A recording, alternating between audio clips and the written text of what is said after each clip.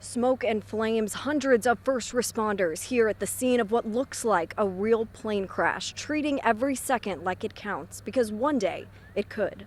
Y'all come grab his board right here.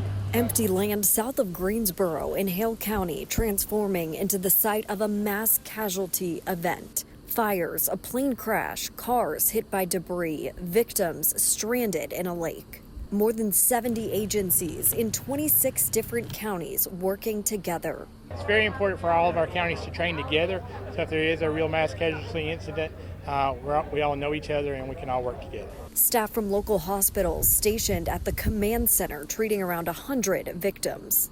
Most of those patients are going to be severely injured. They've all got to come to our mobile hospital trailer. So there's nurses here from 5 different hospitals, and we're going to be doing all this triage in the field. So we're going to treat it just like it's a real plane crash.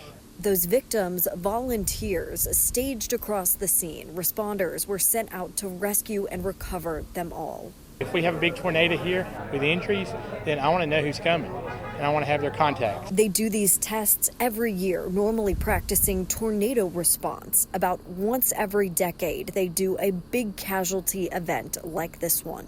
Your reporter in Hale County, Abby Haymond, WBRC 6 News, on your side.